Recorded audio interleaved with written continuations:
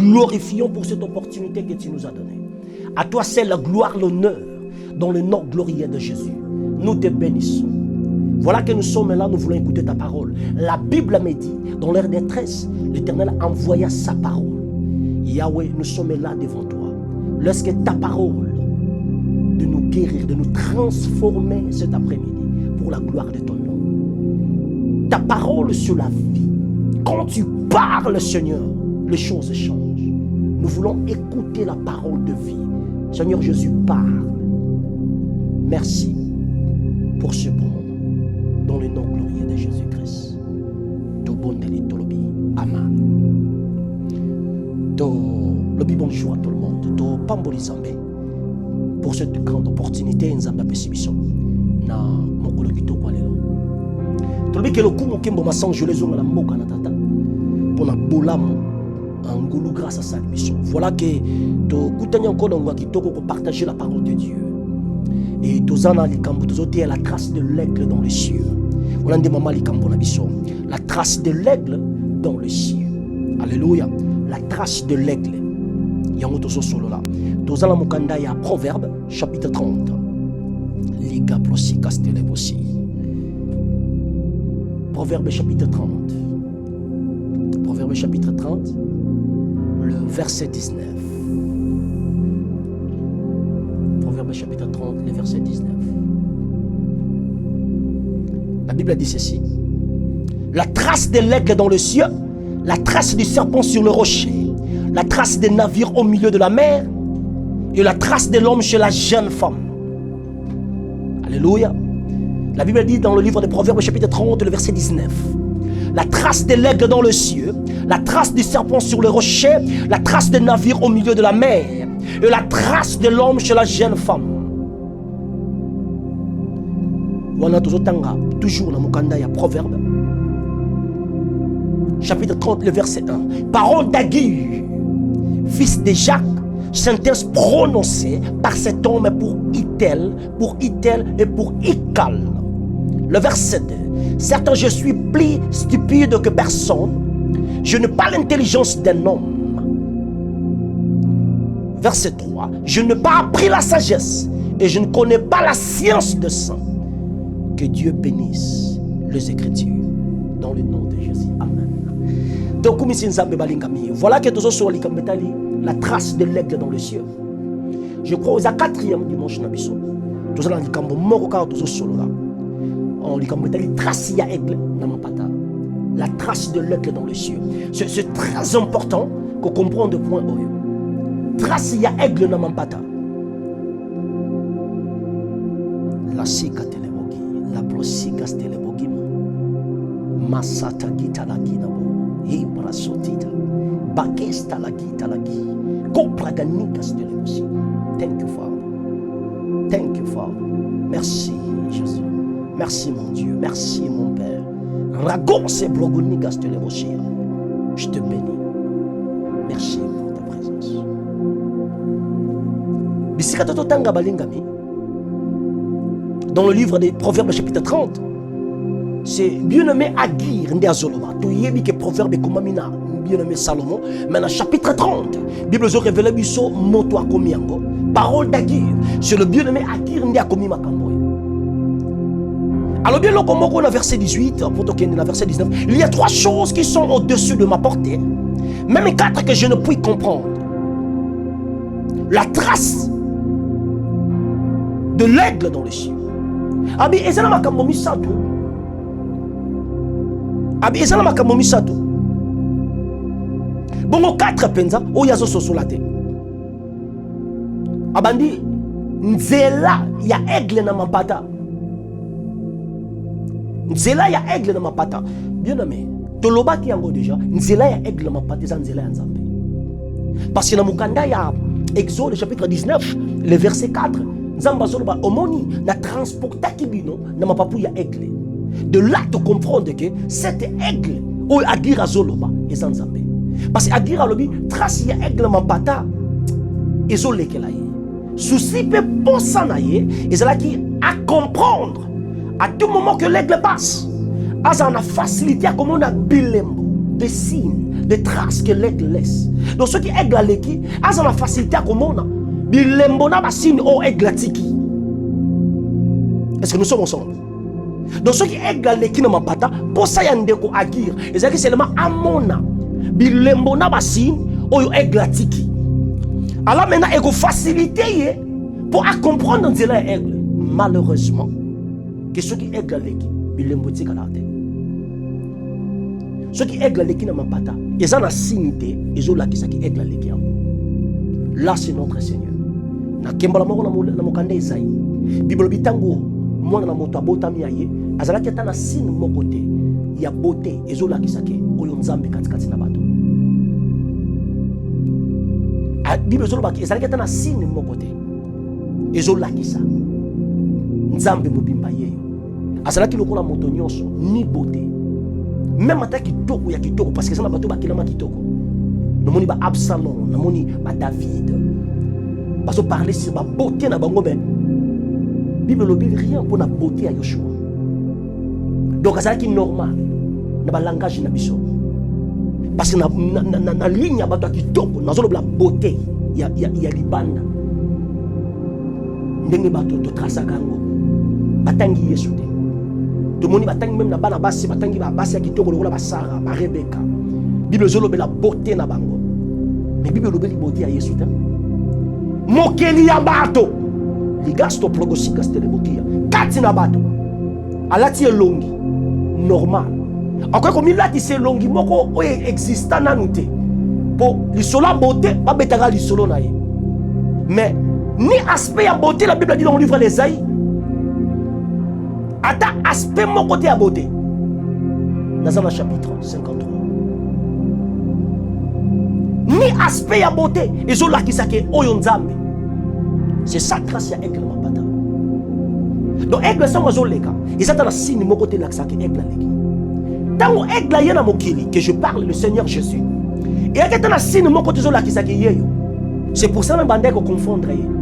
Bazo bengaye. Moto na ndumba parce que so na basi ya ndumba bazo finga bazo critiquer bazo benga ya za posséder na milimo mabe asa penda posséder na diable parce que trace mon côté zo la kisa bango ke nzambe mobimba yeyo katikati na biso c'est ça trace ya aigle dans les cieux mais na kobota makati na Yesu ozana besoin ya babilembo te pona ko la kisa bato ke na za mwana na nzambe non parce que bato musu bazo bika bon moya bo Kristo pour ko prouver batu mususu baibi nzela aigle na mapata nzela aigle mapate mona na te c'est ça nzela nzambe na biso e bangi sakate na libanda e lengi sakate non c'est simple et clair nzela ya aigle mapata et c'est vraiment simple parce que tant où Yesu soyez ata beauté te mokondi mokeli ya batu akitoko batangi na Bible mais ye moko na bilongi ka lokwa ya biso pe ya kitoko te car elongi normal nkolo kuma po ye na bilongi lokwa ya biso po biso bato oyo to beta mate na solo ya kitoko to zwa ngolu la sigastele mogia parce que soka yaki na bilongi ka kitoko lokola ba Absalom bongo siko biso bato bilongi lokola oyo ya biso oyo ngoko za la boni mais nzamba yoki mawaye na bilongi lokwa ya biso oyo ba kotanga te na liste bato kitoko Seigneur merci mais pour nanga ya ngona te pour nanga zake trace mon côté zola qui ça oyo mokeli na bato donc tant agira zola ke et loko zo social nazo lingana social nazo comprendre te dans le livre des Proverbes chapitre 30 le verset 19 trace ya aigle mampata ezana bilembo te soki aigle leki okoko justifier ngote pour ça mwana na nzambe ezana exercice ta ko sala faut ça l'exercice na ça l'exercice là c'est la religion. Pour osala mwana ya tata na bino, moi, on m'appelle Chris Makengo. Cela veut dire je suis le fils de Makengo. Pour osala mwana ya Makengo, j'ai l'exercice tel Seigneur na sala. Pour osala mwana ya Makengo, non, faut na bota dans cette lignée là. Na lignée na makila wana. Et on m'appelle le fils de Makengo. Na kozala mwana na nzambe.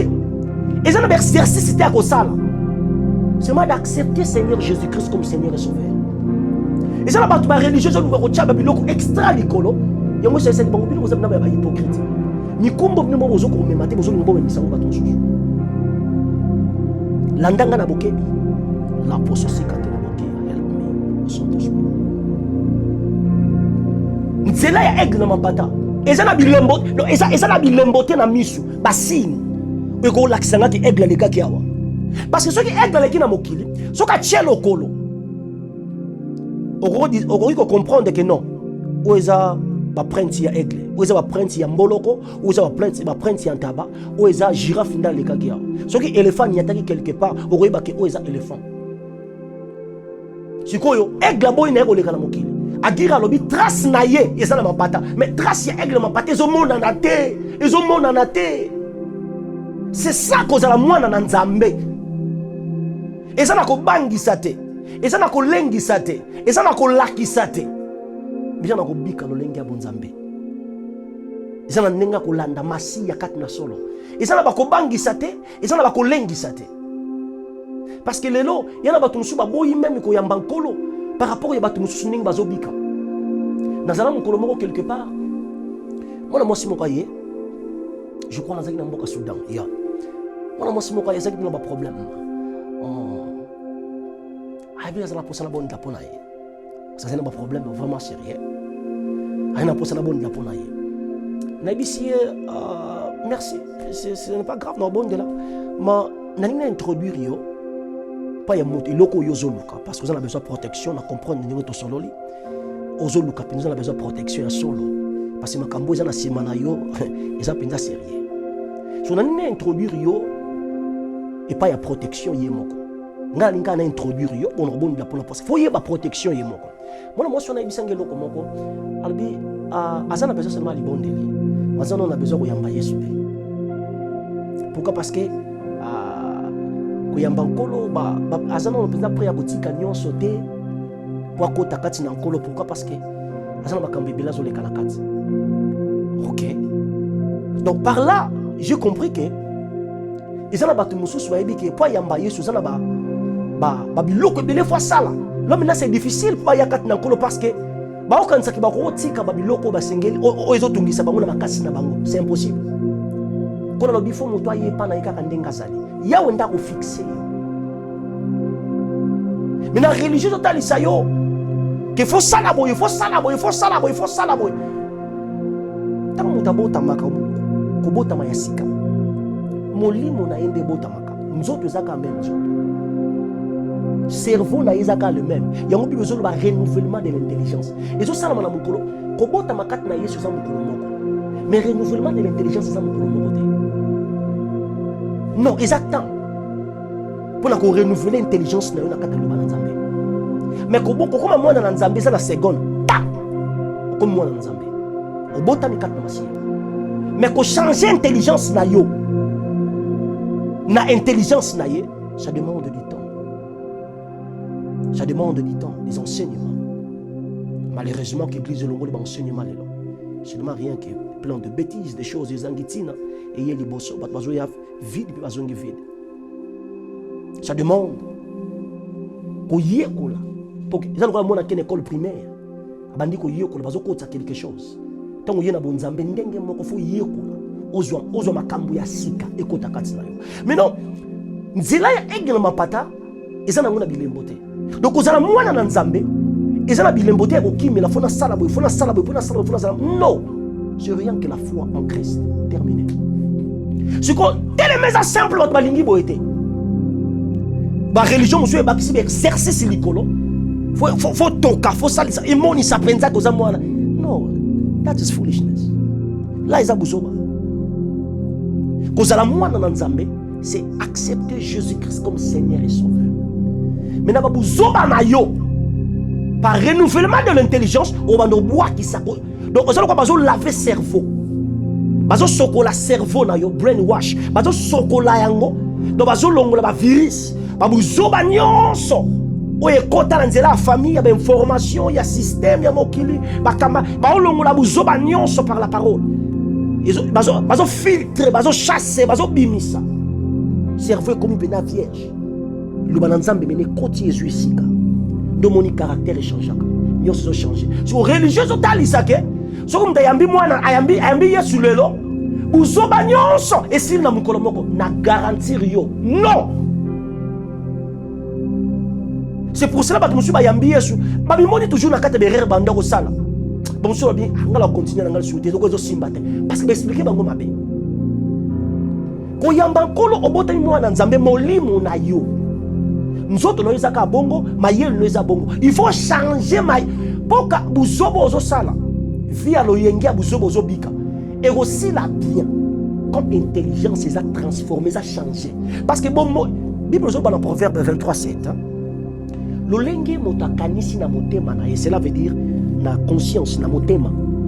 Quand on parle du cœur bazo lo bisika makila te motema makila non bazo parler cerveau mind balobi lolenge moto kanisa na motema na ye bololenge wana nde moto azali donc ndenge moto za na kata cerveau na ye parce azo penser exactement ndenge azali mais okobota malelo yambi yesu mais ceux qui pensaient les gens lavé te buzoba on est toujours les mêmes buzoba on est toujours les mêmes berer nayo est toujours les mêmes moza mwana na nzambe tu vois et belé bazo confondre ko yamba nzambe na kotika nyonso na mukolo moko na garantir yo non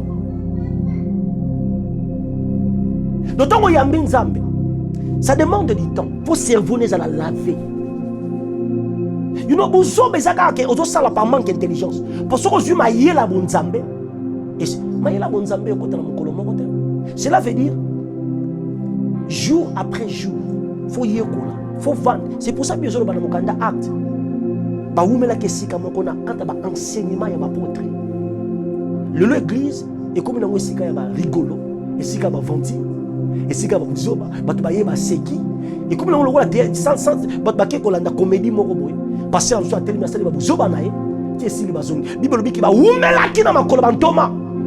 Ba yekola. Et de là, tant muto yekola yekoli, ndazu bo yeli. Ah, poni na sala boy. Ndi muta koma capable ya kotika. Maintenant wana za focus na ngate lelo. Donc focus na ngeza na wana te. Donc eloko na ngala sola toujours nzela ya aigle na mapata. Nzela ya aigle na mapata cela veut dire kozala mwana na nzambe sans exercice au religieux de tchali kolona yo. C'est accepter Jésus-Christ comme Seigneur et Sauveur. Yekola na makolo ya bantoma. Yekola lilo. Bible lobi na mukanda ya Colossiens chapitre 3:16 que tika lilo ba nzambe e umela penza richement katina yo. Parce que ceux qui loba nzambe umeli pleinement richement katina yo, c'est alors que vous êtes riche na liloba et vous êtes capable ya kotika buzoba. Joseph moi si ya Potiphar azobisa na na posa sexe lokwa na kufa. Donc ndenka na mona yo kitoko nezo bombanga mami. Donc Jarka lokola yo. Donc moi si ya Potiphar kraka Joseph na ndenga liboma. Yo loko Joseph azobisa. Mais comment na kosala buzoba boye? Liboso nzambe. Nzambe azaki wapi? Bazaka ye na mwaso na osenge sexe. Donc intelligence à Joseph est conscient que Dieu est avec lui. Et on a ce tango information bon tala nzamba tambola na moto monene ya dimension yebeli pour makambo na zo loba ba religieux musu eko za la problème soko kene sika ba teki mutabongoli motema yelo atiki nyonso ngana ngi garantie yo ke lukuta cela veut dire soko muto abongoli motema lelo abota mikati na sika ndeka mwana bebe abota maka so yozo ebisanga ke mwana bebe abota mi lelo il faut sala makambo nyonso mikolo ba osala mukolo moko c'est comme la sorcellerie. Mais c'est ça ce que les religieux ont imposé l'icône à bateau. Au lieu de bongoli mitema, ba vandi sabango ba yekoli sabango lilo bananzambe. Ba zo imposer bango makambo bango mo ba ko sala te, mais ba otya ko l'icône bango. Mais le problème yangoza, nzela ya aigle na mapata ezolobela nzela ya nzambe. Nzela ya nzambe na mapata ezana sinité oyo ke mutoko yebla. Tango Yesu ayekati na bato. Yaki ne loko mo tezo lakisa ke nzambe yeyo. Ba mususu bazo finga ye, ba mususu bazo critiquer ye. Pourquoi parce que bazo comprendre comment nzambe. Donc tala, na vie na ozana besoin ko paniquer bato te. Non. Kobika mobo ya bo Kristo, eza pona bato te za yona nzambe. Si nous sommes ensemble, yona nzambe. Donc ozolanda nzambe, ozotambula nzamba lingi, ozosala yozo se concentrer na nzambe na bato. Soko zobika chrétien, amine. Via mon Christ pour na bateau, Okosimba te. Tant que bakozala te osala nini? Osala makambo mosusu. Donc, ce qui est important, et ça que kobika bo moya mo Kristo. Et ça kolanda nzambe kotela nzambe. So tanga kira zolo ba kenzela ya aigle na mapata, azolo ba seulement nzela ya nzambe, azolo ngamo na bilembo na misu. O elembo boy. Yango tango Yesu aye, Bible c'est que ça la miracle. La Bible non ben crédible penza. Miracle moko osala mais ça rien que miracle la Jonas. Miracle la Jonas, c'est ça eloko nazolo bao. Kokufa na koseko, kobota makati na nkolo. C'est ça miracle la Jonas. Kokota libumambisi, mikolo misato koseko, ne mwana moto pe fa kota na mabele, mikolo misato bonga koseko. Résultat ya oyo. C'est pour na bato bazonga na bonzambe babika. C'est ça miracle, miracle kosala, mais ça miracle la Jonas. Miracle la Jonas, c'est la repentance. Donc, c'est d'accepter le Seigneur. Il faut accepter Jésus comme Seigneur. Il faut accepter ceux qui n'ont pas saliété, madame. Bon, miracle, c'est c'est la vie, non. Miracle, moko peut s'amener la vie. Si nous avons moko bozo, ils ont rabilo ka Jonas, na libu mambisi. Na ninga kinimna mosido libu mambisi te, na tika la seulement la trace ya aigle na mapata. Trace ya aigle na mapata. Adi razo linga comprendre. Vous savez, tant Nzambe akangoli libota Israël na boumbu, azo mema bango na mboka na nelaka na ndako na yepalobi alobi na mukanda ya Exode chapitre 19 verset 4 abi omoni na transporta ki bino na mapapu ya aigle comme mabino epananga. Tanga bien Exode 19 4 abi na transporta ki bino na mapapu ya aigle comme mabino epanangai na montagne ya Sinaï. C'est quoi une chose grave? Cela veut dire peuple va tambola na makolo. Parce qu'il y a transporté qui bango agira zolo ba trace ya aigle mapata, nzamba zolo ba ke a transporté qui libota ya Israël na mampapu. Cela veut dire nzamba za aigle a transport. Ezaka aigle nda me makaba ni na mapapu kwa kino tester bango. Akomi mabana ya komi quelque part à lâcher, ba meka ko exercer na mapapu. Ceux qui bazo ko katoko na akoti encore atomboli amemi. C'est ça ka eza musala aigle salaka. Ko nzamba zolo ba na memaki bino na mapapu ya aigle, ndenge kaka aigle me makaba na ye, ndenge mo ngala mai bino. OK. Nous comprenons maintenant que aigle otozolo belawa eza nzambe. Sikoyo tango bakomi liboso ya mer rouge. Ko katisa peuple zolela. Mena awa Esaïe 55 qui 55 le verset 8 à 9. Bible zolobake. Lolenge mapata na mabele kabwani. Lolenge moko banzela na ngala banzela mino za kabwani. Makanisi na bino na makanisi na ngeke seni. Pour dire que banzela ya nzambe za likolo, banzela biso za ese. Donc yé lokola aigle donc comme na mer rouge, azana na facilité, azana problème té parce que zo le likolo. Mais bango bazo mi mona lokola bato. Ba comme libosa mer rouge bazo lela. Oh, eza situation zo leka na vie, situation zo leka na vie. Et donc zo le lisa yo ne fallo le lisa. Et donc zo faire souffrir yo ne fallo souffrir. Bona, oyebi aigle soka mati. Soka tourner, soka moni nyoka c'est déjà kufu. Aigle bomba ka nyoka. On dit aigle baraka nyoka. Soka moni nyoka. Et loko nyoso aigle au monde na saza capable de bomba. Et puis pour la niki ndoki ya famille zo soyo. Parce que vous tambula na se. Vous tambula na se ya banzela no eza ya se. Soki o mati na bonzambe. Soko tourner, ezala tata mwasi, ezala noko, ezala yaya. Oya boko s'aligner. Azoluka ko meka yo, asa déjà mokufu. Soki bazo meka ko simba yo, problème est simple parce que banzela no etikali ya se. Soki mer rouge e bandoko lelisa bana Israël parce que bazo mi mona lokola bato ba otambola na makolo. Parce que nzamba bina transporta ki bango na mapapu ya aigle. Ceux qui réellement bazaki transporter na mapapu ya aigle bazo lela pour la nini? C'est l'ignorance. Parce que nzamba zo lela te fallait nzamba lela parce que yem tazo mema bango. Mais ya zo lela te parce que banzela na yeza ya likolo mer rouge eza na se. Aigle volaka 4-5 km kotika mabele. Aigle volaka 4-5 km kotika mabele. Ce que aigle soit volé de 4 à 5 km à côté comme Abelé. Mère aussi qu'elle a lancé. Ça veut dire aigle est capable de traverser l'océan. 4 à 5 km. Océan côté qu'elle a lancé. Mère côté qu'elle a lancé. Bibale côté qu'elle a lancé. 4 à 5 km de la terre, ils ont musika.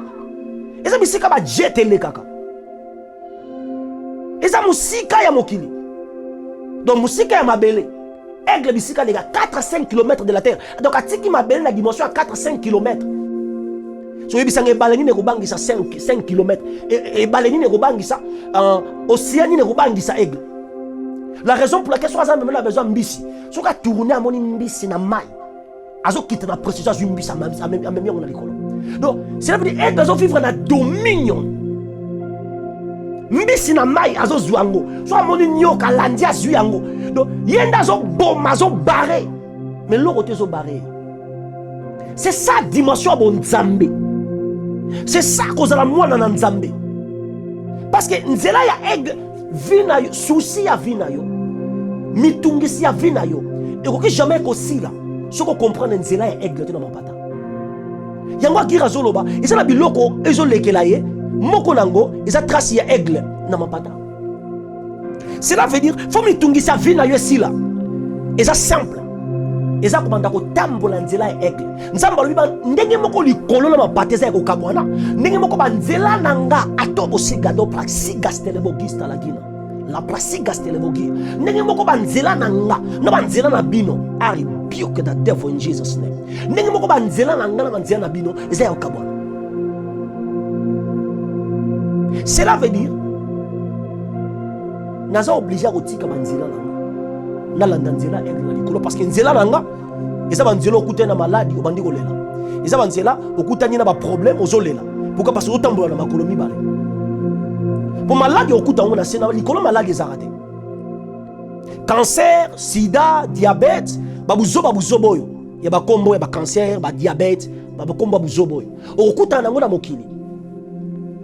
Mais soki ba nzela na yo eza lokola ya likolo, ndenge aigle tambola likolo, okuta na diabète, tu apona likolo eza raté. Diabète na likolo eza raté. Cancer na likolo eza raté. Sida na likolo eza raté. Soki otiki ba nzela ya se.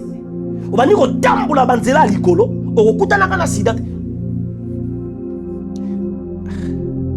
Non luka apôtre moko akufa malade na omona été.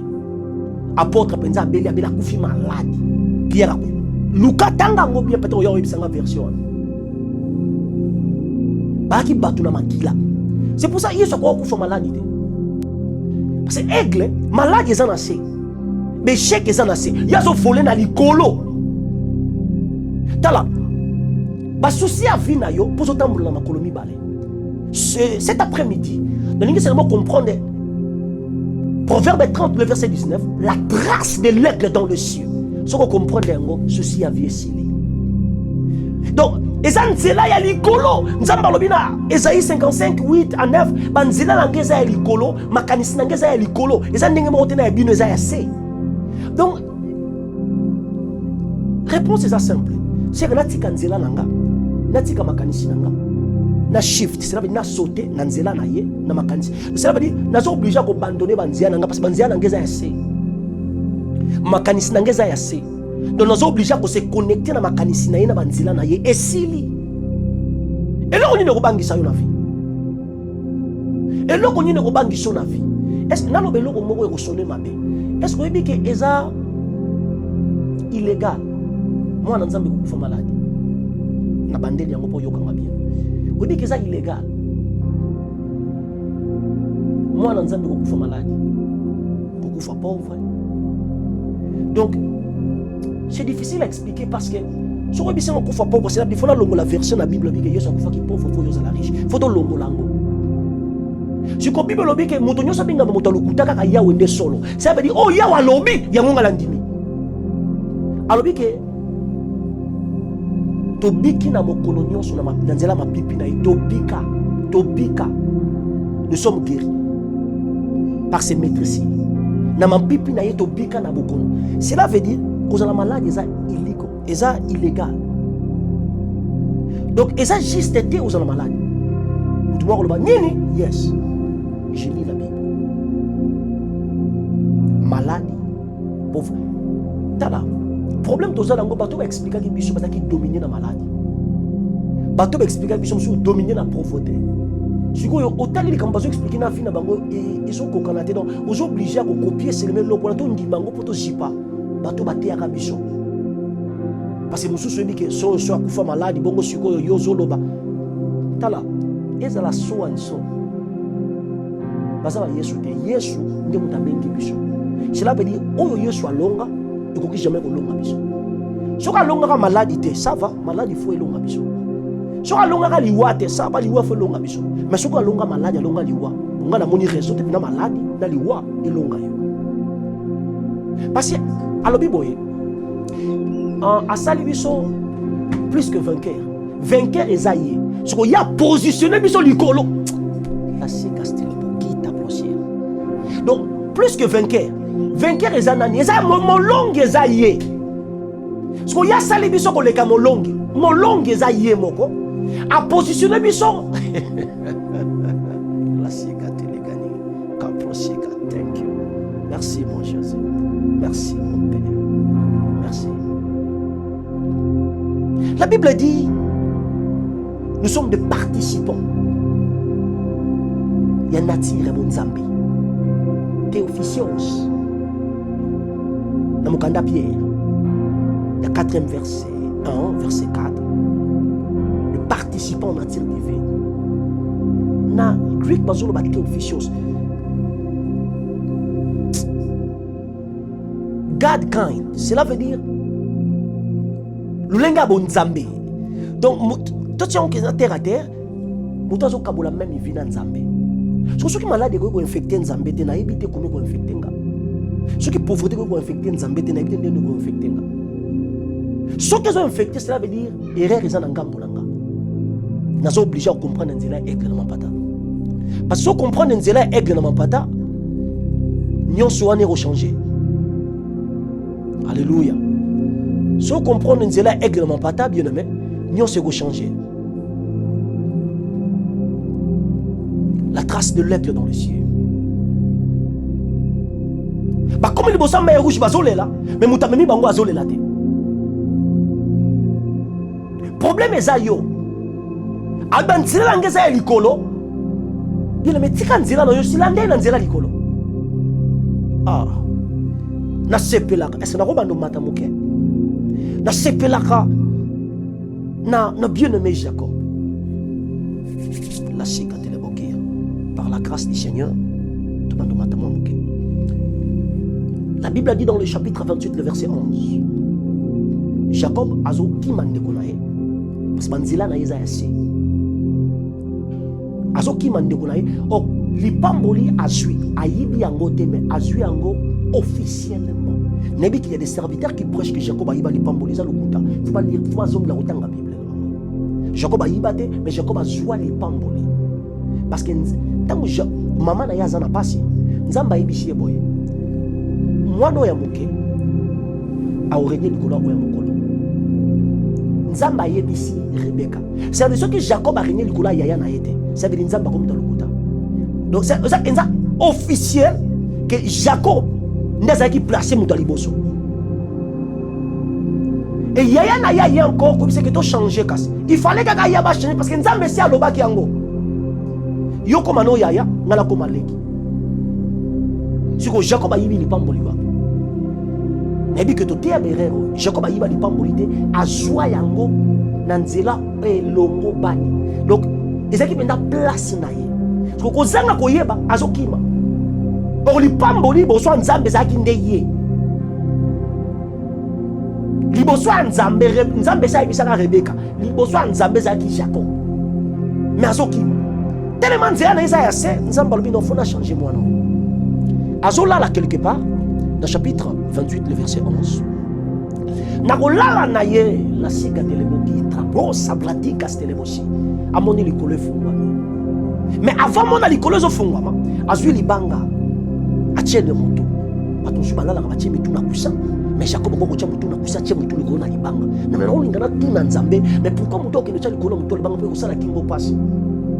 Ça va faire comprendre ngake. Ezaka batu batia mutu likolo na libanga. Ils sont capables ya omona nzela ya aigle na likolo. Parce que mutu atiaka mutu na conscience na difficulté. Donc nazoloba la conscience, nazoloba la conscience te. Donc bato batie mitu na bango na makambo eza pété facile. Kokima na ba hôpital docteur nanga bakoyi banzela nzambe te. Ba passe nanga ba dif. Wana baza bato atia mitu na conscience. Bato batia mitu na conscience, cela veut dire bato bazo embrasser bozo ba mokili na mutu na bango. Docteur alobaki. Nazo kapasi moni na bela keloko yona. Là baza batia mitu na conscience. Le mutu atia mutu na libanga, aza mutu ekemba. Cela veut dire libanga ya bomoy o babwa kaka chez Yeshua. Donc mutu atie mutu na yekat na masia. Arobeta jamais les la maladie. Arobeta jamais. No atie mutu likolo na libanga, amoni likolo efungwama. Mina likolo ko fungwama, amoni aigle fandi na likolo. Na ngwende na ye. Parce que aigle le kakawapi agira le chapitre 30 le verset 19 abin zela ya aigle na mapata. Sikoyo Jacob azolala amoni aigle na likolo, cela veut dire Dieu. Amoni nzambe na mapata. O aigle azoleka na mapata. Nous comprenons que aigle o ya dira bande kolobela. Yewana na forme mususu. Mais na Jacob amoni non seulement comme aigle mais mokonzi na ngwende. Mais yewana kaka aigle. Et Bible lobi amoni escalier. La light escalier et kitina se bongo songe nango pene kitina likolo amoni eloko moko ya kokamwa il fallait mona ba ange ko uta likolo alobi boye amoni ba ange mais ba ange wana bazo uta likolo te bazo kita non ay ba ange wana bazo uta na se nzoka ezalaka na ba ange ya se. Oh my God. Abi amoni ba ange ba uti na se mais bazo mata. C'est ça nzela ya aigle. C'est ça nzela ya aigle. Est-ce que nakobando solo là? My God, help me. Amoni ba ange bazo mata.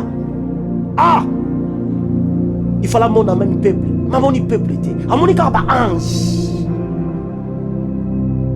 Namoni ka ba ange. Oh, dans aucun dans Apocalypse. Jean azomona. Cette chandelier. Bazomona, cette étoile. Alléluia. Oh, ils ont parlé sur les églises et les anges de l'église. Oh, donc, ange par une église. Donc, cela veut dire que c'est les ministres. Là, c'est Ephésiens 4, 11. C'est les 5 oncolatiers. Ce sont des anges. Mais Jacob a dit ange bazomata. Et sengo na baye ange na bango ibinzila likolo. Et sengo na baye ange na bango ibinzila likolo. Parce qu'il y a des anges ou baye ibinzila likolo te. Et bazo mema peuple na nzila ya se. Kalosi katelebogi, gado plasi katelebogi. Bazo mema peuple na nzila ya se. Et peuple bazo koma stack, ba koma nesika moye peuple bandi kolela. Parce que bazo mema peuple na nzila ya se. Jacob a dit amoni ba ange bazo mata. Parce que l'ange va comprendre. Je prêche maintenant la révélation de Dieu. L'ange va comprendre que nzele zate na mokili. Ce qu'on l'a dit nzela mokili okesuka na docteur, okesuka na ba stress, na beshek. On a vu batu mususu makokoma milliardaire mutami bomi. Nzela mokili. Mais yo déjà mbongo. Donc ça veut dire nzele zate na kata mbongo. Comment milliardaire ami boma? Comment milliardaire ami boma? Nous ne comprenons que nzele zate na nzela mbongo. Mbongo eza mabete, mais nzele eza na moto na kati wana. Parce que si ma kozwango ebele ba mibomi, mais na omi tuna, mais ma mutu mi boma comment si moko mi milliardaire loko bazo landa, bazo luka kokoma. Mais ba anjoyo, ba boa ki nyonso wana. Oh, c'est vrai. La raison pour laquelle maintenant na omona na mokanda ya Actes des Apôtres ba ange bazo loba, et rozala bien Marambarolia, oyo totikela ba lingami quand on choisit les diacres, ba se concentrer pour mon kabola lipa mais biso totika loko Jacob monaka lipa, et loko Jacob monaka escalier, biso totika la na nzela likolo. C'est ça le problème. Nzela aigle mapata. Abi biso totika la seulement na liloba. Liloba, c'est ça nzela aigle. Bisotika la seulement dans l'iloba. Là, c'est les anges qui parlent. Dans Pierre, ce sont des anges de Dieu. Banganga Nzambe, c'est les anges de l'Éternel. Je comprends mon ange bazo mata. Donc ba comme na likolo. Ba solo na aigle. Ba moni wa vandi na ngwende, ba moni nzela na ye, ba kiti. Tant ba kiti, chaque fois ba kiti pour la liberté, ba mati encore. Ba comme na likolo, ba c'est ça les anges. Moussa les singeli basala. Ah maintenant comme dans Malachie chapitre 2 le verset 7. Bible zolo ba ke na munoko ya mwange. Na munoko ya ange, na munoko ya serviteur, na munoko ya nganga nzambe, peuple ko yako yekola boyebi, peuple ko yako yekola ba discours vanité, peuple ko yako yekola uzoma ya pamba te, mais peuple ko yako yekola boyebi. Omonia ministre a télémina cher. Ah non souffrir mikolo yo pa. Eya kata basika yaba.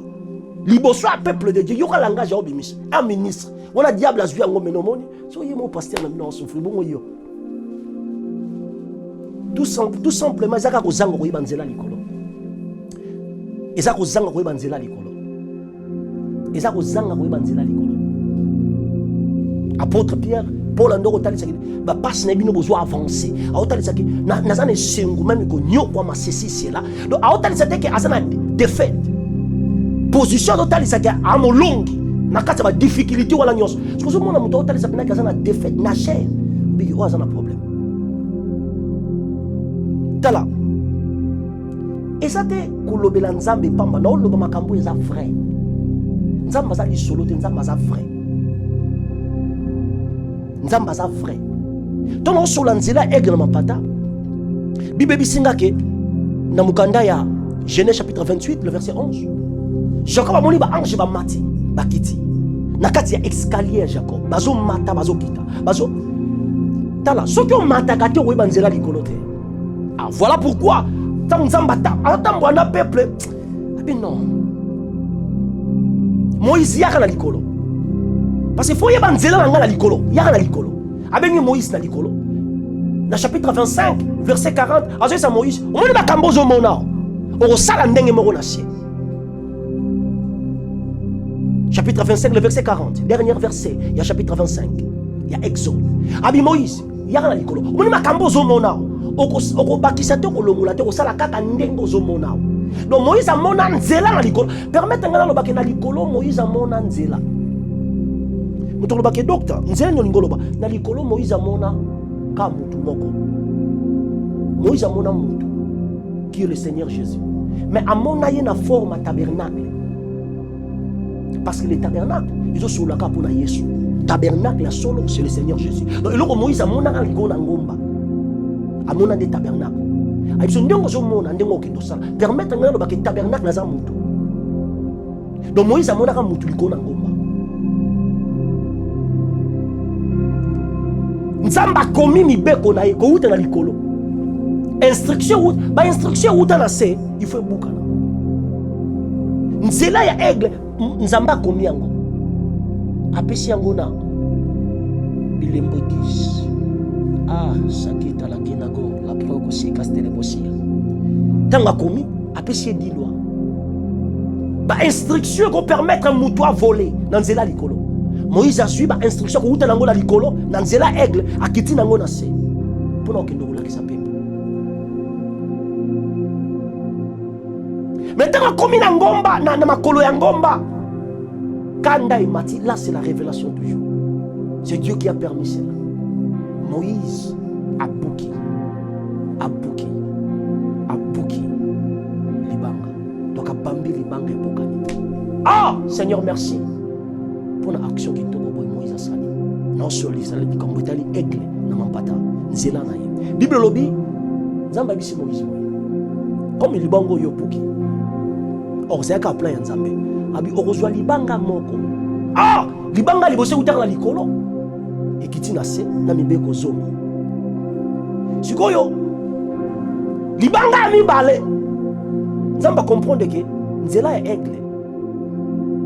C'est difficile. Bato ba comprendre parce que nzela bango za se. Fona zwa mutu moko kati na bango. Na matisa na likolo.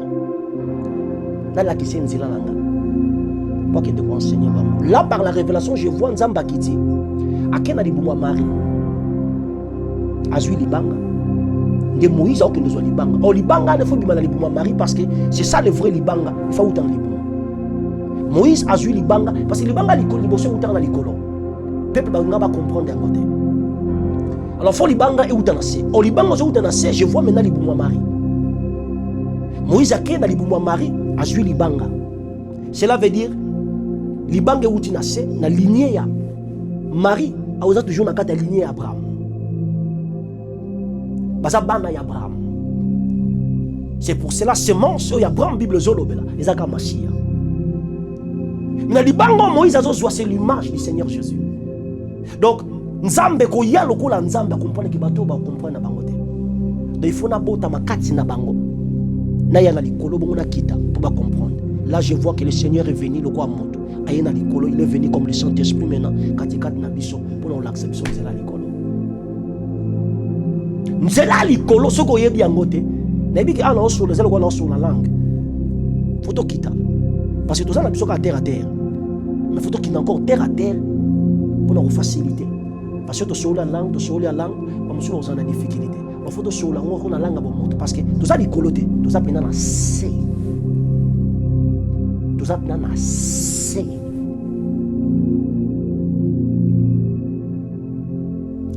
Libango, je vous un C. C'est l'image du Seigneur Jésus. Libango, je vous un likolo. Bonza. Oye comment mina kati za bonzambe libanga bonzambe soki nzamba yaki na forme le roi nzambe Moïse ayeba ki bato ba comprendre te faut la buka libango nzambe faut luka former mususu.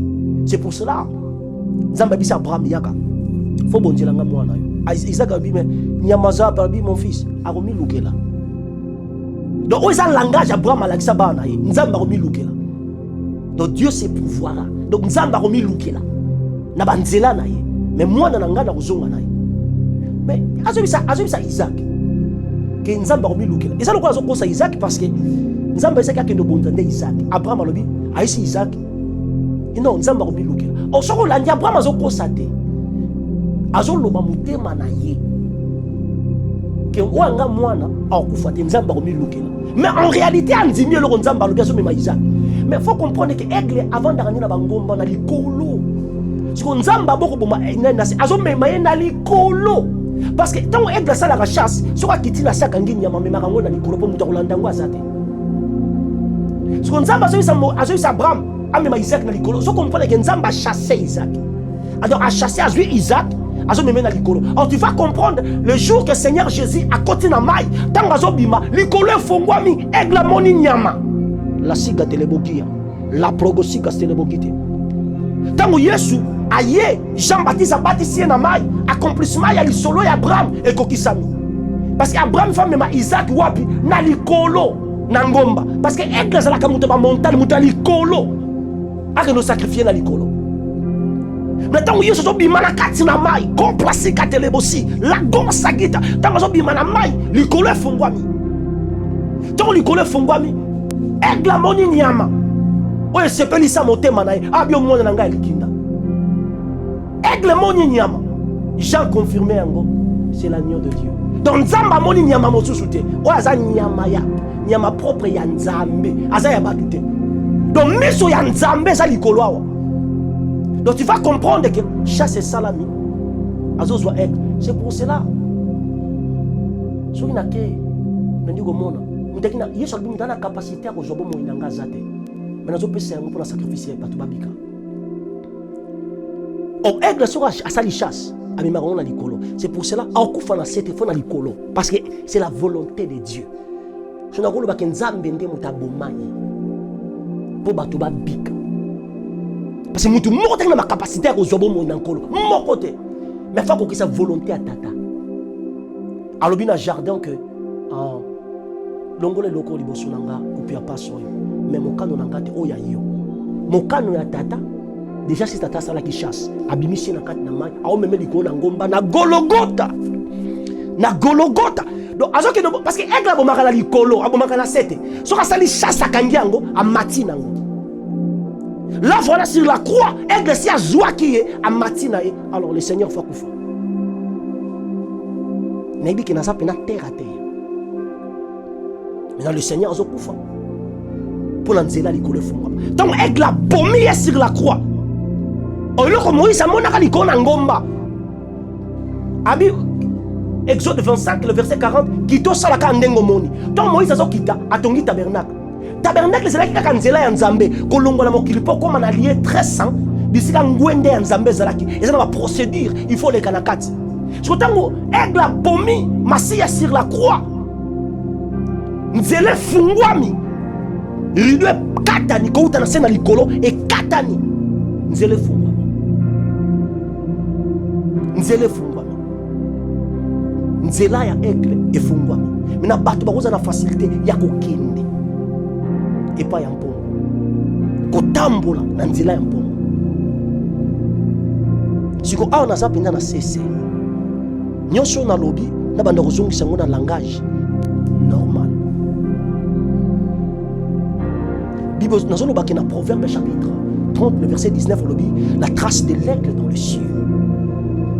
Mais na Ésaïe 55 8 à 9 alobi banzela na bino eza tellement ya se banzela ngeza ya likolo makanisi na bino eza ya se makanisi na ngeza ya likolo. Cela veut dire pour na tambo na nzela ya likolo il faut na tika banzela nanga il faut na tika makanisi nanga pour na koma na makanisi ya likolo lokola ya ye pour ko tambo na nzela ya likolo. Na expliquer lokolo nzela ya likolo eza na ponte eza na loko te simbiango. Ce n'est pas n'importe qui qui tambola na nzela wana. Baby, to tambola na mokili parce que vous se sentir aux à l'aise. On se sentir aux à l'aise parce que on y a ta mabele. Même si on a quatre avions, on se sentir qu'au tambola les apna qui te côté mais on a moqué à l'aise parce que ma connue ont piétiné avion. Donc on a quatre avions au tambola. Mais si on bimi na quatre avions, on comme mal à l'aise. On a nesika ko tcha le koloté. Si ko bisika aigle azoleka. Bisika aigle azoleka. Cela veut dire nzela likolo. Soko yebi nzambe te sika insécurité. La raison pour laquelle mokile boyi nzela nzambe pourquoi? Ba on se sentir ba ko tcha le kolo wapi. Parce que aigle azoleka bisika mutakoyi ko nyata te parce que soko nyati wana okwei. Oko tambola boyete na mapata bisika aigle aleka. Soko kama nzamba lobi banzela na bino za yasi banzela ngeza likolo. Eloko ya kosala na vie awaiza kotika banzela ase kolanda ina nzela likolo. Mais le lenge ni mutakoyi kosala yango. Ko bua kisa banzela ase ko se connecter na nzela likolo. C'est là où se trouve le problème. Le lenge ni mutakoyi kotika banzela ase pour se connecter na nzela ya aigle mapata parce que nazolo banzela ya aigle. Comme Jacob amonaki ba ange bazo mata. Ba kena nzela ya aigle bongo bazongi. Ba mati sur la nez expliquer biloko nyonso neti ko lobao. Ésaïe, chapitre 40. Librosi katelebokia, maseke telebosia, kopragani kastelebosia, masaka tayaba, librosi kastelebokia. Ésaïe 40. Ésaïe chapitre 40. Le verset 31. Le verset 31. Mais ceux qui se confient à l'Éternel renouvellent leur force. Ils prennent le vol comme les aigles. Ils courent et ne se laissent point. Ils marchent et ne se fatiguent point. Alors, c'est ma caisse. Je termine. Je vais expliquer en gros. Isaïe 6 missions. Donc, je vais donc, Isaïe 6 missions. Isaïe zolo baboy. Maintenant c'est plus là où la langue va communiquer amplify Bible na version anglais. Mais tout ce qui est la version française pour la faciliter ba lingami. Bible zolo babaye on va se confier par Nzambe. Ba renouveler la force na bango. Baye batu les êtres humains bana Nzambe o bazo se confier. En anglais ba lobidos they are waiting baye bazo zelela. En anglais balobi baibazo those that are waiting upon the Lord baibazo zelela nzambe. En français balobi ceux qui se confient à l'Éternel. OK, c'est bien. Ceux qui se confient à l'Éternel, Bible balobi renouvelle. Donc ba renouvelaka makasi na bango. Et ils prennent les vols bazoka ma papu. Lokola ya aigle. Mais baza mutu normalement Asaka na mapaputi. Mutaza na maboko. Cela veut dire Isaïe azoko sanga. Non. Isaïe azoloba solo. Mais Nzambe pesanga miso na mona makambo Isaïe azoloba parce que na miso nanga na ba géographie, ba science on atangi na classe. Na mona te makambo Isaïe azoloba. Je demande les yeux de l'Éternel puissent comprendre et le Isaïe azoloba parce que oyo soki na kina maye la classe on atanga na comprendre nanga le côté. Parce que mutu normal azaka na mapaputi. Parce que ya lobi ba bazo se confier. N'anglais ba lui bazo zeli na Nzambe ba renouveler la force na bango lokola aigle. Avant d'expliquer écriture oyo. Na zongi sango d'abord bisika ba tirer exemple. Ba lobi ba renouveler la force lokola aigle. Cela veut dire eza procédure aigle le kaka na kati. Soki aigle koli et komi mukolo mapapu nyonso et ba plumage na mapapu bazala ya si je me trompe pas ba mapapu yas ou permettre que ceux qui mapapu ils nini ba oh my god David cela veut dire ba omoni ba masala c'est ça vraiment lingala solo. I'm sorry for time. Masala ba masala ya so. Ça le comment venga wali sala soso. Do be poil moi be poil la soso masala ya soso. So ezala masala ya aigle. Ya ngonde permettre ka aigle voler. So ce qui aigle koli ba masala na ye. Et bimaka nyonso. Azongaka sans akomi lokola azala ba poilité na nzoto. Déjà lokola ndeke mais ba poil les ate. Il look ugly. Au monde on pena izata kitoko te. Donc so aigle akomi mukolo akoli makasi ba poil nyonso ebimaka na nzoto. Ba mazala na nyonso ebimaka. Ba mazala omone bimi aigle azongi lokola ndeke sans mazala. Et la capacité na moyen à voler zate. Sikoyo eloko ni salamaka. Ah nazomi na robeta lisolo aigle normalement so okena makamba science otangi biloko ba ko expliquer. Avant to kendena. Na makambo Isaïe azoloba na miso ya Nzambe par sa grâce.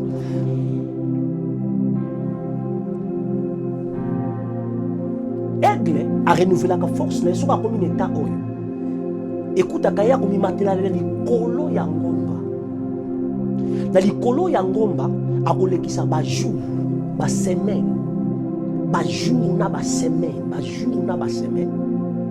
misu na ye eko se concentrer na moi la cicatelle misu ya aigle eko se concentrer na moi jour comme nuit concentration érotique azotala tout droit vers le soleil parce que a comme une état moko critique. Donc, qui me colo, ba poil nyonso ebimi, ba zala nyonso ebimi. Mais na aigle alexa kamena tant li colo na ngomba jour après jour, semaine après semaine, direction na ye tout droit li colo na ngomba azota la moi, akoza na direction moi ebimelaka. Akobando tala moi jour après jour. Non, moi ekobanda ko betaye. Cela veut dire force ya moi.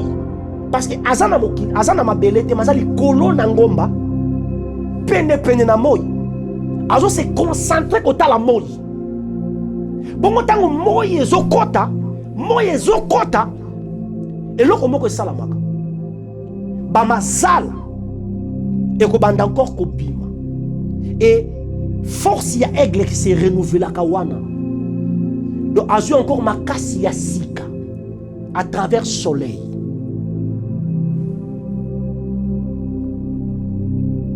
Mais si on a puissant, notre Dieu est soleil. Je crois que 84, 11. Notre Dieu est soleil. Si on a puissant, Nzambe na biso azamoi. Si on a Bible lobby, ceux qui se confient à l'Éternel renouvellent leur force. Ok, ils prennent des vols. Bazouakama papu, loko la aigle. Donc, ton aigle m'a cassé si la casote la moi, azotale la moi.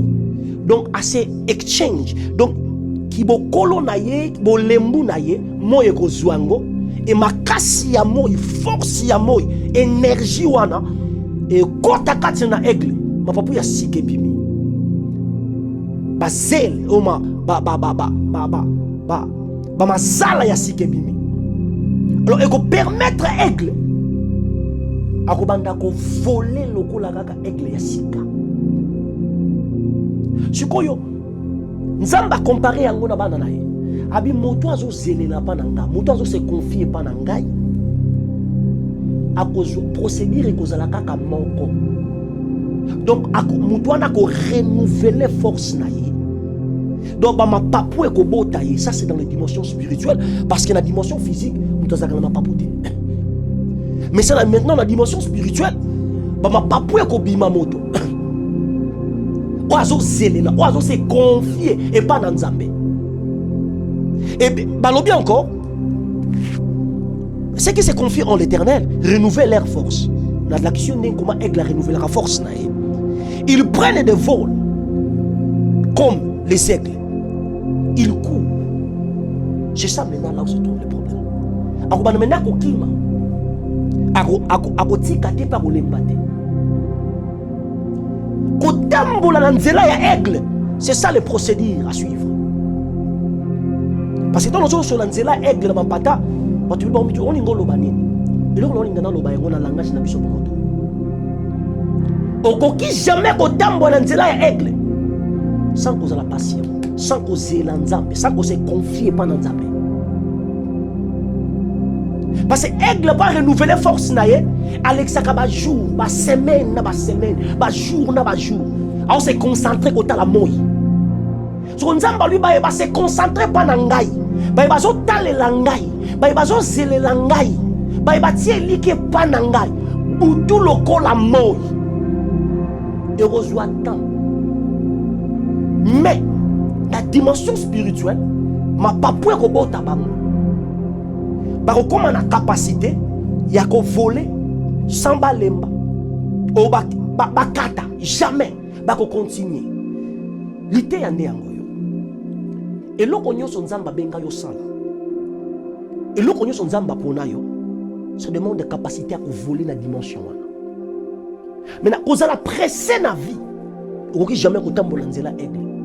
Nzela aigle ma pata, ça demande la patience. Parce que état aigle le kisaka pour la renouveler force naie, ça demande de patience. Et bela ba aigle ba kufa kana ta oyo. Et belé ya ba aigle ba kufa kana kata procédure oyo. Tant ko renouveler force. Parce que moyen pour moi que nous même nyama kolia ko zalate. Maintenant ba aigle mususu nde ba yaka na biloko bazo boaka bisika ba aigle no bazali pour na kolia, pour na kosunga parce que ma papunyo se longwe, moi aigle a volé le sous ses athées. Il faut tika la concentration de logo moko moi. Alors moi indeko eko koti sa énergie na yekati na aigle. Ma papa sike ko bota. Aigle comme ko voler sans alemba, sans akata. Non, batu bazo zela Nzambe baza peka ka ndenge moko na procédure oyo. Ça veut dire ko tambola nzela ya aigle mapata, ezolo bla likambo ko la passion na Nzambe. Tous na génération oh, nous sommes ça na moko, nous avons un ordinateur, na minute pampan aussi ici. Nous tous la génération, nous avons besoin de miracle là, si nous sommes ici. C'est ça génération nous avons. Donc nous sommes ozoluka et ça na mkolomoko. Nous sommes capables de ça la nyonso.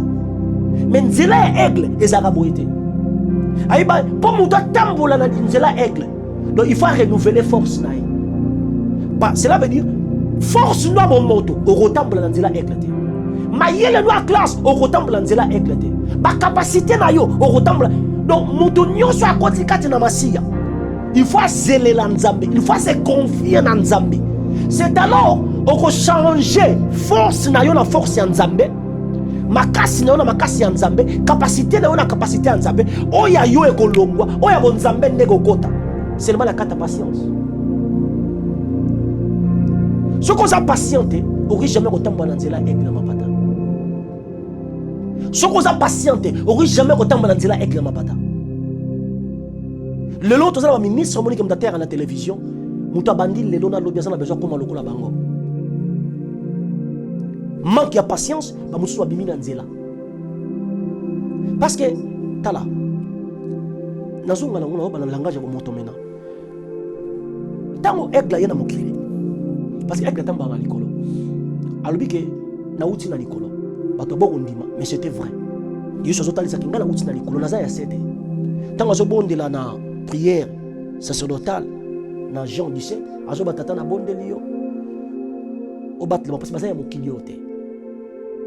Donc baza bato ya likolo, ndenge moko nga na za ya likolo. Parce que aigle za moto ya likolo. Là c'est aigle nda zo bondela. Maintenant aigle lekisi 30 ans na mokili.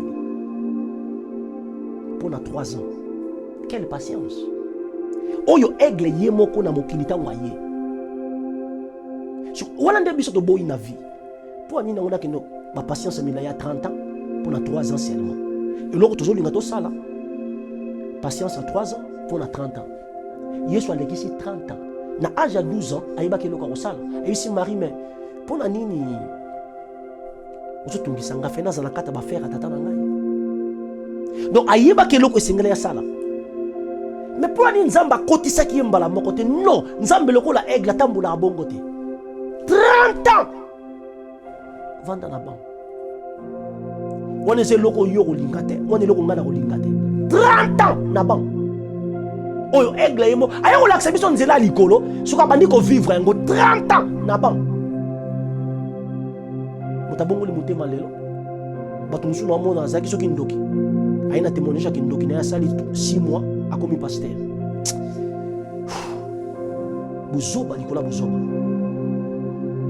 Si vous êtes magicien, vous êtes nani, et l'obité que vous avez préparé moi si un colo pour qu'il y ce qui a benga yo pour nango ça va, mais je t'assure, nanzambe et vous toujours temps. Na moni ba kwazaki na mokili. Abongo li mutima la komi pasteur mais o eza avanti, eza avanti. Yo kana so kotia ka ba témoignage na yo, cela veut dire témoignage na yo, yango kotia ka bongo non. Et ça, bisika nzamba ko servir témoignage na yo pour la rubrique sabato mususu. Mais ko préparer moi si encore c'est une autre chose. Ko préparer moi si encore c'est le mususu. Nous tazaki soki na monde musique, soki na monde nini, abimi lelo, yo bien aimé. Et tambola ka bongo te. So ezaka ko zanga ko ibanzela aigle na mapata. Nzila aigle na mapata, c'est la patience. Nzela aigle ma pata, esa patience. Abi ba ko zele la ba ko se confier pananga, ba ko renouveler force na bango. Pourquoi? Azo make sure, il faut pas renouveler force avant la même bango la dimension likolo. C'est ça, on est la robanda. Donc, ce qui a même bango la nzela likolo, force c'est ça renouveler te ba kufa. Pigeon ko voler jamais. Ibu pigeon Bako jamais qu'on volait de 4 à 5 km dans l'icolo. Bako koufa. Bako la kanabala titi d'assez. Pour qu'un démon si kanan zambe. Les gens ont dit que les pigeons ont critiqué l'aigle. Maintenant, on va non, ils ont pigeon. Ils ont volé 3 mètres de la terre. Aigle voulera 3 mètres. Ils ont pigeon. Ils ont volé 3 mètres. Côté Kamabele. Ils ont volé 5 km à 4 km de la terre. Non, ils ont pigeon. Vous avez la dimension de pigeon. Vous avez la dimension assez. Il faut zéler l'ensemble renouveler force na yo la bloc aussi Castelbogi pour maintenant niveau à l'icolo. Moutassa sont volés 3 mètres de la terre. Ah, un miracle on les a voulu alors écouter ba simba ba kishi. Ba tala l'icolo boyebi aboke oyebi. Ba tout musu ba yebi ko le kayo basani. Donc on a la poso yekola. Osana poso yekola nazana posa ko yekola nazana posa ko yekola nazana pour ça koyekola. Ce qu'on dit avant de les critiquer au finger les serviteurs, wana bazaba dans le kuta, wana bazaba ventrier, wana bas azo volé seulement 3 mètres. Ils ont volé 3 mètres. Au combien de temps dans 1 kilomètre était? Na moi 3 mètres na yo, ils ont moi 3 versets na yo. Au qui m'emba la théologie, babakisi yo mwandambo yeko li okangisi. Alors yo termine bossa peuple de Dieu. Toi tu crois que oh yoko na classe yango au pêche. Non. Là c'est son grabiso d'information. Mais côté ils a follow le fungwa melayo. Follow le fungwa melayo. Là c'est la grâce. Follow le fungwa melayo tata sobi. Yo quand sur classe no fungwa meli d'information fungwa melio. C'est ça au peuple de bazal ngo besoin. Non. On te suit na classe et ça bien. Mais où ya ko pesa peuple ni to pesa ko to suit na classe té. To pesa ko izo kuta na trône ya tata. Si vous tata benga na bureau wana te, lo le kofungwa maté na dimension wana. Classe no yeko le kofungwa melayo na ba porte yo wana esunga. Pour moi mtu a mati, il rencontre azo betali solo a makambo a yeko na classe. Parce que oya za na sida, oya za na cancer, oya za na problème sérieux, oya za na makambo a vie, il y a grave. Yo quand tu vas formule to yeko na classe yeko sunga penza peuple. Non, il faut lo le fungwa ma. Ce qui lo le fungwa mité ba musu ba royaka li sous terme o za ba discours a pas en pamba ndio ça le problème bela ba intellectuel bazo ki dans l'église aye aviyo za ka loko ba philosophie ba tank service na classe donc faut la différence ya biloko philosophie yo ko na classe na bon nzambe tant matina les castele bogi la procès castele bogi de nzela également pata ezo senga patience alobi ba bazo zelelanga ba bazo se confier pour langa ba ko renouveler force na bango le rôle kaka aigle donc pour pas voler na dimension likolo pa nzela nzambe za likolo donc faut muto azelela nde c'est alors miracle ko salama ya ko changer faiblesse na yo na makasi ya nzambe tout le monde ba to musu ba Matthieu ka pasteur a santé ali mbongo askrokaki tout simplement patience ezala kité parce que ceux qui va zelela ki nzambe ya kokoka faiblesse wana nzambe alingaki alongola yango atie makasi na ye ko wela kozala élevé ko wela ko mata ko yebana bato ba matina faiblesse alors ki motakala na bango nyonso monani ikamonzamba ndeko te ya biso kaleso ya nganga nzambe donc muto amati mazangi kaleso onganga nzambe kwa kota na service fois na kaleso na ndoko sur la kaleso comme maturité ko zela nzambe okokola tango ko mata na dimension aigle oko sentaka moi cité ozui mon dimension te okoyibaka mbongo ya mutu te okosukokaka te okotikala mpona nzambe parce que ozelela ya kokoka abimisa buzoba kati na yo akotisa bwania na ye mais soki ozokimela koyebana ozokimela bakombo ozokimela batitre okomata na buzoba wana ekozala grave kokweya na yo hey kolo sala ngolo pe ekozala mabe abi baye bazozelela baye bazose confier nazosonga mingi na anglais ndenge bakomeli en dose de shallow weight donc bato bakozelela penza epa na nzambe yango naosola mingi parce que balobi confiance naolinga na voler na dimension si balobeli ya confiance mais naozongela na bao mingi en anglais lobi balobi baye bakose dose de shallow weight upon the law de shall renew their strength damin baye bakozele pa na nzambe bako renouveler force na bango kaka ndenge aigle a renouveler la force na ye ma papo ekobota bango c'est ça même la maturité kozela nzambe muta kolaka nazana ngolu kozala nyosa kozala na ina ngolu c'est bien côté ya esa garantir au matin na cherté mais kokola kozala préparer pa na tata longola babu soba na yo akotis ebi ba unique na bible ba préparer moi si ya mokonzi basa na procédure ba kendaka na kati faut ba longole ki mokasi ya ki mobali akomi lokola impuissant bonga kozala capable de préparer moi si ya mokonzi siko bato mosusu bazala ki mokasi ya ki mobali ba matina cher alors ba ndiko sente un homme de Dieu moi ça rolongola bilamba ça dit absolument rien parce que azaka lowa ye pourquoi parce que makasi si ba longola c'est ça Joseph makasi si ba longola moi ça on senge sexe lala nanga sur l'ondola no comment parce que n'a pas azaka lowa yo donc makasi si ba longola dans un impuissant Moi, c'est libanda la kana été rosimbate. C'est ça, Kokola. Joseph, Zambatali ici destiné na ye. Mais pourquoi Mawana? Et juillet temps, balingami. Na âge à 17 ans, Joseph faisait mona Kembo. Mais na âge à 30 ans, bien aimé. 13 ans ébélé. 13 ans ébélé. So yo, au quotidien lelo, au lexi une année 2 ans, au kumamba moko na Kembo. Bien aimé. Zélé là. C'est confié dans Nzambe van yekola. C'est alors au comment la dimension est voler comme aigle. Parce que jamais qu'on voler comme aigle. N'a pas capacité na yo bomoto. Et aussi mbate. Donc nous sommes dans nzila aigle mapata. Et ça nzila Nzambe. Et là on Nzambe benga yo aponela yo et koko kisama. Tango vandi na makolo ozo yekola. C'est alors bo lembu na yo ba faiblesse na yo Nzamba ko zwa yango ndinga ka zwa ka ya aigle tango ko mukolo akotisi makasi ya moi kati na ye akotisi force na ye kati na yo ozala capable ko longa tentation sur ya na nzela na yo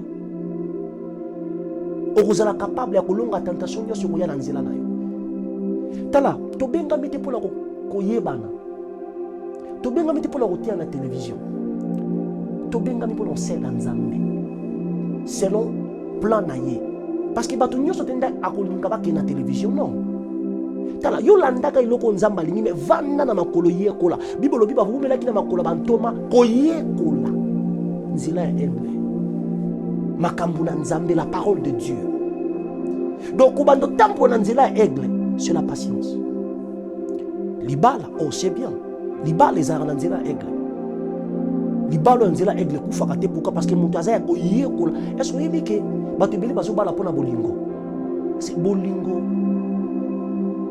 eza garantie te ya kobatela mariage na assuré yo na yebike phrase yo kobota problème je suis d'accord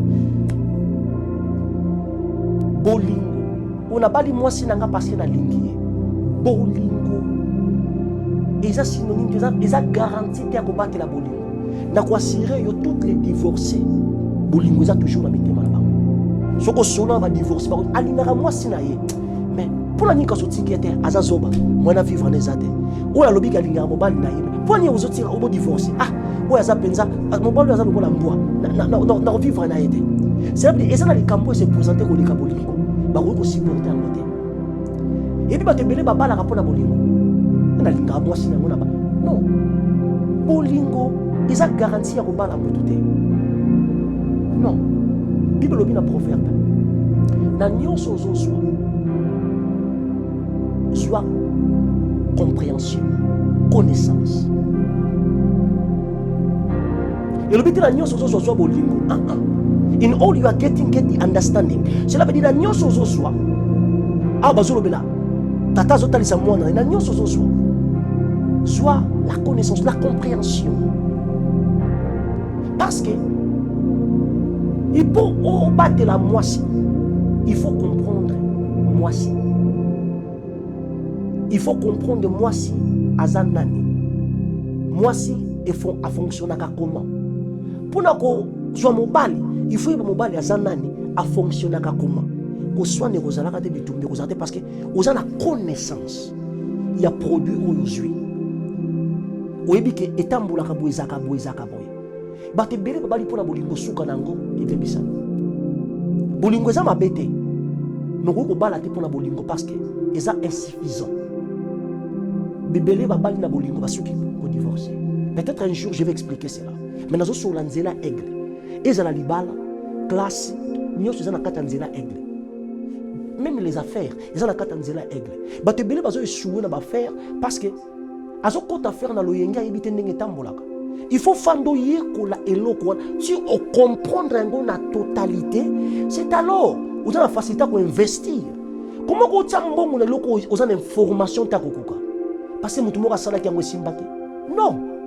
Ce que échec est commis, alors que oh balokanga non. Et ça ka kozanga ko ibanzela aigle. Nzela aigle na mapata. bien-aimé, sur la patience, sur quoi yekola. Alors, bako zelela, bako se confier et pas dans Nzambe, bako renouveler force na bango. Donc, problème dans les akotambola nzela aigle. Donc, il faut renouveler force na yo. Force na yo ya classe, force na yo ya kimobali, force na yo ya kiemwasi, et rosungo te marcher dans nzela na dimension ya Nzambe. Non, il faut zela na makolo na Nzambe, oyekola, c'est alors ma papa ko bota capacité ya ko sunga yo o voler na dimension là o mona kembo na Nzambe. Ya pambola yo to kobi na mikolo za koya. Tozoke bondela. Je crois que tu continues à sur le aigle na mikolo za koya. Singonga na biso na monyeke. Tokendo ko bondela. To telemina biso to tanga ba ko renouveler, ba ko se confier et pas dans Nzambe, ba ko renouveler. Bongo ma papa ko bota bango lokola aigle. Cela veut dire qu'au zélé là, il y a quelque chose, ils ont ça là. Qu'au zélé là, ils sont là pour bien habiter, qu'au sauter, qu'au zélé là, procédure à mon aimé.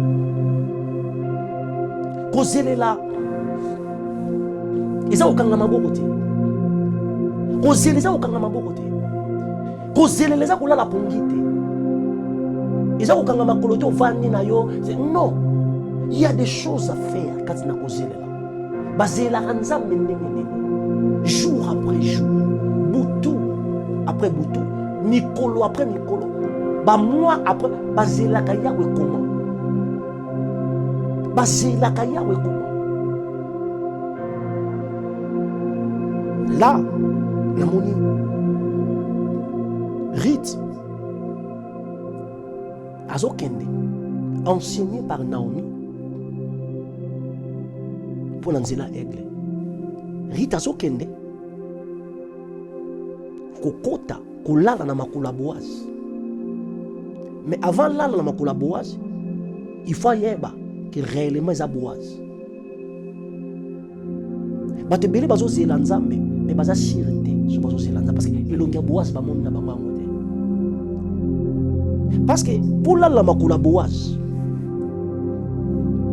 il faut make sure que isa Boaz parce que oke lala na makula mobali mususu. Boaz que je parle, c'est le Seigneur Jésus. Naomi a laki sirite. Ndenge ndakola na makula Boaz. Ndenge ndakokota na makula Boaz. Rite azalaki tellement patiente ko zelela penza. Rite azalaki mwasi ya ko zelela. Akomi na mboka nelaka. Ake ko kanga Boaz ite na makasi. Non. Azo zelela. Tant Naomi a moni que moi la moisson ya koki abino funa la kise mena nzela ya aigle koma ko kanga aigle parce que bakanga ka mutu soko ebi nzela na ye il faut yeba nzela ya Boaz pour kanga ye pula na makulu na ye mina Naomi a funguli motema mais pour nya fungula ka motema te mukulu babimaka na Moab ala kise ndinga balala na makula Boaz Naomi a sala ngote.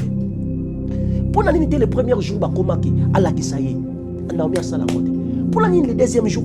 Donc tu vois que après temps, Zambaroula qui sont makam, Oyo yebate, Oyo monate, Zambaroula qui sont. On a omis sa ministre. Allah qui s'y maintenant, rite, nous l'enguenons qui nous l'a dans ma Boaz. C'est ça le problème. Parce que nous qui me la bango qui nous l'a dans ma Boaz. Il n'a pas Boaz, on va qui ils ont Boaz, ils ont mis bali musu balani na makula sa makula na bango. Oh, fena za lango on expliquer makula Boaz. Maintenant, tous ces ils ont cette patience. Pour me colorer ta comme ça te me cola qui nous là na makula Boaz. Rite pesa mo, ils ont colorer Naomi ala qui ça ni basala. Pour que nous côté na makula Boaz. A bomba. Donc il y a des choses dans ma garder en secret. Alors c'est le niveau dans yo mata. Dans mon dimension dans yo mati. C'est alors on zamba ko fongolo makambo susu yo solo bina zamba makambo bila ko yebisa bino mais niveau na bino et ko permettre tena yebisa bino mais quand l'esprit viendra enseigner plus toutes choses parce que bon mi coller là déjà parce que niveau boza yeso bon ko yebisa ba donc patience ko zelela ce qui ko la solution peut-être on va expliquer ça parce que jusque là c'est comme d'expliquer non ko zela te nazaka na moko zela mais non expliquer rien. Kenkola sala bisongolo. Toke bondela. Soko yamba non, kono te alina plus opportunité d'accepter le Seigneur Jésus-Christ comme Seigneur et Sauveur. Soko yamba Yesu ndebo moi. Ozalam obota makati na aigle, ozele la makola aigle, oyekola so okozwa oko renouveler force ma capacité ya ko voler na dimension o aigle kendaka. Wana soko mati na dimension aigle kendaka. Bandoki bataka kayo, o bando bomba bango pina soko lingi, obomi. Maladi etaka kayo o bomba ngo soko lingi. Donc parce que aigle soka mati na likolo, soka moni nyoka abomi. Soka moni mbisi na kata mai abomi. Donc soki aigle, omoni kindoki bozo attaquer yo. Ezo simba yo pourquoi parce que yo tambula na se. Soko mati bandoki bakoma na dimension ya bonzambene. Baroko mate. Là eza dimension mususu. Bandoki balia ko melaka makila ya bato. Biso do lia ko to melaka makila bomo ya bonzambe. Ya la divinité au dedans. Dans la makila moderne masu. Et là on est dans ça. Mais quand yo zo lia zo mela liloba ya nzambe, bomo ya bonzambe zo kota. Nani akoboma moninga ndoki obia yo makila zomeleza mutu masu erosunga ete mais yo zomela bonzambe eza lokola serpent Moïse na serpent ba ya bégyptien donc serpent Moïse ekiti mais oyebi lisolo zelela mais bon Moïse asala biloko ya serpent oyo azeleli 40 ans. On a plein de démonstration, Moïse a au sala. On a plein de démonstration. On a aussi mbakishi. Nous avons pas utiliser yo, mais nous avons fouté. Parce que nous avons dimension de coquinante. Lo yenge buzo bezana simana yo. Et bien que gloire go bomba yo. Tala. Tu sais que l'élévation pour te yebi angote. Élévation. Et go barre yo. Na mukolo moko Satan azui yo penza bien. Nzamba zo boya ko selo makamususu po kokufa. Na ebi ke kokufa. Moïse passe la démonstration ya abomana mutu na makasi na ye. Parce que capacité ba démonstration nyoka koma ina ononde. Ake ko zela 40 ans alors un noir, Jéthro. Un noir. Je dis bien Jéthro azaki noir. Un noir, Jéthro. Nazo ndimango que Jéthro ndem dans l'accent Moïse Nzambe. Parce que Jéthro c'est le fils d'Abraham. Peut-être on a expliqué on a Mudala nazo ndimango que mudala kisa Moïse Nzambe makambo Nzambe eza Jéthro. Parce que les Égyptiens ba juif nyonso bazaki na mboka bomumbu. Maintenant Nzambe amoni que mutoyo azaye kokoka arashiga telebongi kasoka prosika talabakite. Merci Seigneur Jésus. Nzambe amoni que mutoyo funa saide makambo minene mais nani akolakisela nga muto ya kola. Nzambe abimisi ye na Égypte amemi na makolo ya Jéthro. Jéthro azalaki nganga ya Nzambe. Or Jéthro azanganga non selon l'ordre ya Aaron. Jéthro azanganga ya Nzambe selon l'ordre de Melchisedec. S'il y aura l'opportunité, je vais expliquer cela. Parce que ce qui est selon l'ordre d'Aaron, cette dimension assez. Pour la sala makambouana, il faut l'ordre de Melchisedec. Aaron sala ba miracle. Parce que ça a ordre ça assez. Dimension ya Moïse. Il faut que de yekula dans l'ordre de Melchisedec parce que ça ordre ya Nicolo, koleka ordre ya Liva, ya ba Lévi.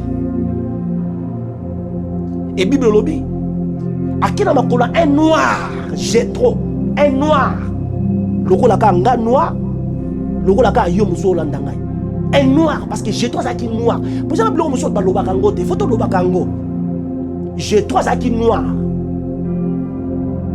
Mutumso akoloba ah yes, na solo makambo na zape na assurance nango. Jéthro azaki noir. Nzamba zo mema yepa noir. Akende ko yekola makambo na Nzambe. Nebi ke ba sorcela Afrique otali sa ke ba noir, ezaka kindoki. On va corriger beaucoup de bêtises.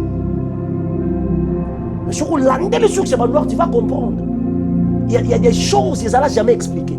Jéthro zaki noir. Mutazo la ki sa Moïse Nzambe c'est noir. Nzambe parce que Nzambe moni que makambo na ngala sa na Moïse. Na makasi pasi na ye siko bible lobi boye bako zelela nzambe bako se confier par bako renouveler force na bango lokola aigle amemi Moïse et pas ya Jétro pour ayekola si mako yekola na 40 ans ma papa ebimi Moïse la dimension spirituelle a comme capable à voler alors maintenant nzambe okende kuta na ye yaka parce que okomi la dimension esengelaki kata sika la blosika telebosia. Thank you Father. Okomi la dimension I feel the anointing of God. Thank you Father. Glorify your name. Que ta volonté soit faite. Laisse-moi prier. Nous sommes malades, nous avons des difficultés, nous avons des problèmes, nous sommes pas là. Seulement, the anointing is so strong, very strong. I don't care to be HIV, cancer, sickness, whatever it is, whatever. Quelle que soit maladie dans mon Congo, donc oyo yebi ka kiza maladie na kombo na koyebi. Je déclare dans le nom de Jésus sois guéri. Toute personne n'a si à voir maintenant. Pas si malade et difficulté nous sommes n'a commenté malade et tikayo. Out in Jesus mighty name. Dans le nom de Jésus. Bika na kombo na Yesu. Cancer, sida, complication na libu, complication na mukongo, na santé, kubanda na mutu na yo, kino na sio na seya makolo na yo. Bisika nyo so difficulté sali. Na bomi yango na kombo na Yesu. J'ordonne la vie de Dieu, le Zoé du Père, bomoya bon Nzambe, ekota. Sois guéri dans le nom de Jésus. It is done. Merci Seigneur. J'assois, concentré. Something is happening. Something is happening. Et logo mogo salama. Et logo mogo salama. La gopra kadista la bashi. Mekadobo si yaganiga. Sois guéri dans le nom du Seigneur Jésus. Sois guéri, sois guéri. Merci Seigneur. Merci Père. Merci mon Dieu, merci, merci, merci. Merci, merci Seigneur. Nous sommes à Pambola. Yawa batela yo. Mokolo na yo pamboma, mutu na yo pamboma. Kimia na Nzambe bila yo, elongi na Nzambe ngala liboso na yo. Na banzela na yo, loboko na Nzambe kango na yo na bambeba mikakatano nyonso liboso na yo na kombo na Yesu. Kimia ya Nzambe ebila yo. To pesi masi yankembo. To lobi merci na oyo sali dans le nom de Jésus. Ce que yamba na Yesu testament répéter prière. Ce que yamba na ko to ba Seigneur Jésus na kitina makolo na yo na ndimiki na za musumuki. Limbisa masumu na ngai. Na pesi bomo na ngai. Kota la motema na ngai. Na yambi lokola mokonzi pe mobikisi ya bomo na ngai. Merci pour la kubikisa ngai na kombo na Yesu. Amen. Ono seli bondeli yo za mwana Nzambe. Kola pambola yo na ngulu na tata tokobi na mikolo zako ya la siga stela bogia Nzamba pambola yo. Merci pour ce bon moment to sanjoli Nzambe. Kola pambola bino na kombo na Yesu. Amen. La bosika telebogi. Thank you Father. Merci Seigneur. Lord, I bless your name.